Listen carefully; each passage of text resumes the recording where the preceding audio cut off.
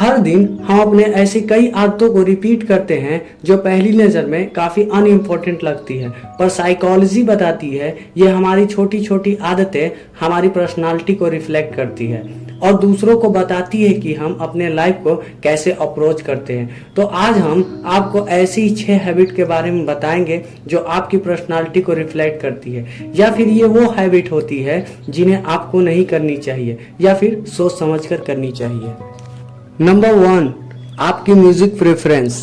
क्योंकि म्यूजिक हमारे particular moment के टेम्पररी इमोशन और अस्थायी भाव को रीइंफोर्स करने की ताकत रखता है। जब हम सैड होते हैं तो हमारे प्लेलिस्ट में अलग तरह के गाने होते हैं, जब हम एक्सरसाइज करते हैं तब अलग तरह के। तो जिस तरह के म्यूजिक आप सबसे ज्यादा और बार बार सुनते हैं वो दूसरों को आपके दिमाग में चल रहे यूनिक प्रोसेस के बारे में बताता है, और ऐसा इसीलिए क्योंकि हमारे दिमाग पर म्यूजिक का असर काफी लंबे समय तक रहता है। साइकोलॉजिकल स्टडी बताती है कि जो लोग अग्रेसिव म्यूजिक सुनते हैं वे दूसरों लोगों से ज्यादा रेस्टलेस और नर्वस रहते हैं, और वहीं पॉप म्यूजिक के फैंस यूजुअली एक्सट्रोवर्ट होते हैं पर उनमें क्रिएटिविटी कम होती है। वहीं हिप हॉप या रैप सुनने वाले लोगों की सेल्फ स्टीम या तो नेचुरली बहुत हाई होती है, या फिर वो बस टाइम पास करने के लिए ऐसे गाने सुनते हैं, या फिर हो सकता है कि वो कॉन्फिडेंस फील करने के लिए ऐसा करते हों। लेकिन वहीं सैड म्यूजिक सुनने वाले लोग ज्यादा मूडी होते हैं, और सिर्फ इंस्ट्रूमेंटल सुनने वाले लोग इंटेलेक्चुअल, क्यूरियस और डीप थिंकर होते हैं। तो आप बताइए आप कौन से ग्रुप से बिलोंग करते हैं। Number 2, your attitude toward the art. ये भी आपके पर्सनालिटी को दर्शाता है। तो अगली बार जब भी किसी आर्ट गैलरी में हो तो सोच समझकर अपने रिस्पॉन्स दें। आर्ट के प्रति एटीट्यूड, इस बारे में आपको तो अपने आप से पूछना चाहिए कि जब भी आप एक पॉपुलर पेंटिंग को देखते हैं या फिर पोएट्री या नॉवल को पढ़ते हैं तो आपका जनरल रिस्पॉन्स क्या होता है। क्या आर्ट आपको बोरिंग लगता है, या फिर क्या आपके हिसाब से आर्ट हमारे लाइफ को डीपर मीनिंग देता है। क्योंकि जो लोग आर्टिस्टिक चीजों को अप्रिशिएट करते हैं वो खुद भी ज्यादा क्रिएटिव, एडवेंचर, ओपन माइंडेड और क्यूरियस होते हैं, और साइकोलॉजी में इस पर्सनालिटी के लोगों को ओपननेस बोला जाता है। नंबर 3, आप अपना रूम कितना साफ और ऑर्गेनाइज्ड रखते हैं। क्योंकि जो लोग अपने रूम को हमेशा साफ सुथरा और ऑर्गेनाइज्ड रखते हैं वो ज्यादा ऑर्डरली, हार्ड वर्किंग और रिलायबल होते हैं। इसके साथ ही वो अपने लाइफ और अपने गोल्स को अचीवमेंट के बेसिस पर डिफाइन करते हैं। हाउएवर, इस टाइप के लोगों को एक्सट्रीमिस्ट बनना बहुत इजी और कॉमन होता है, और उसके बाद ये एक परफेक्शनिस्ट भी बन सकते हैं और ऑब्सेसिव बिहेवियर दिखा सकते हैं। पर दूसरी तरफ अगर आपको अपने रूम को वैसे रखने की आदत पड़ चुकी है तो आप इजी गोइंग और डिसऑर्डरली हैं, आपको रूटीन और स्ट्रक्चर नहीं पसंद। तो क्या आप ऑर्गेनाइज्ड हैं, या आप भी डिसऑर्डर के मैनर के अंदर अपने रूम को ऑर्गेनाइज करते हैं। Number 4, use of your words. आप वर्ड को किस तरह से यूज करते हैं ये भी आपकी पर्सनालिटी के बारे में बता सकता है।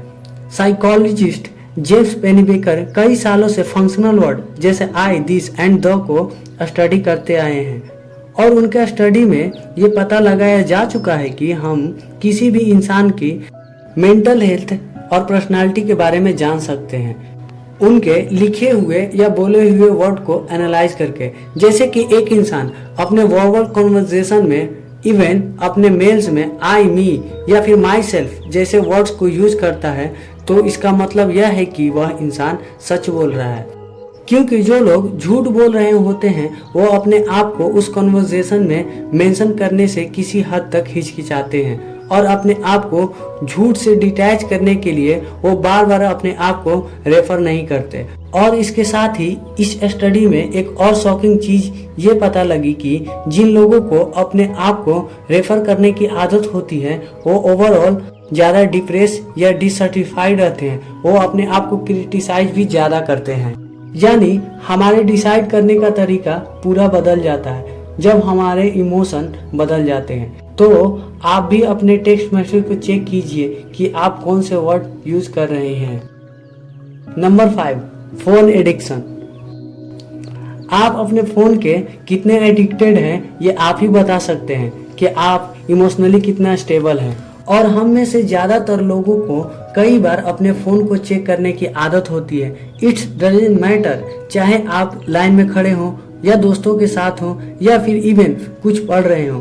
हम फ़ोन को जब बार बार चेक करते हैं तो ऐसे एक्शन हमें थोड़ा थोड़ा डोपामाइन रिलीज करके इमोशनली स्टेबल बनाने का काम करता है और हमें बोर या फिर इरिटेट फील कराने से बचाते हैं। पर एक स्टडी बताती है कि फ़ोन एडिक्शन सीधा सीधा रिलेटेड है इमोशनल इंस्टेबिलिटी से। यानी अगर आपको हर समय फ़ोन यूज करने की आदत है और उसके बिना आप ज़्यादा टाइम तक नहीं रह सकते, तो चांसेस है कि आप एक मूडी पर्सन हैं और दूसरों से ज़्यादा डर, गुस्सा और लोनलीनेस आप फील करते हैं।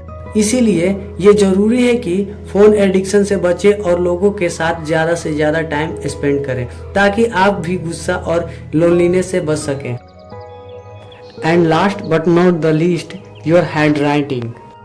आपकी हैंड राइटिंग यानी आप किस तरह से वर्ड को जोड़ते हैं और आपके लेटर कितने बड़े या फिर कितने छोटे हैं, हर लेटर किस तरफ झुका हुआ है या आपके हैंडराइटिंग से जुड़ी हर छोटी छोटी हैबिट आपके पर्सनालिटी को रिवील कर सकती है। एक रिसर्च बताती है कि जिन लोगों की हैंडराइटिंग छोटी होती है वे लोग ज्यादा शाही और इंट्रोवर्ट होते हैं, जबकि बड़े हैंडराइटिंग वाले लोगों को अटेंशन पसंद होती है और वो एक्सट्रोवर्ट होते हैं।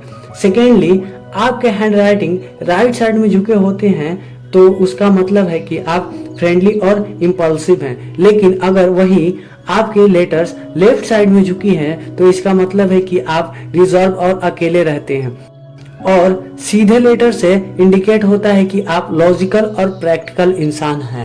थर्डली, आपको ये नोटिस जरूर करना चाहिए कि आप कितने प्रेशर के साथ हर वर्ड्स को लिखते हैं, क्योंकि ज्यादा प्रेशर से लिखने से आपकी हैंडराइटिंग ज्यादा डार्क और मोटी बन जाती है और यह साइन होता है कि आप अपने कमिटमेंट पर डटे होते हैं और चीजों को सीरियसली लेते हैं, जबकि हल्की हैंडराइटिंग वाले लोग ज्यादा सेंसिटिव और इमोशनल होते हैं और उनमें लोनलीनेस कम होती है।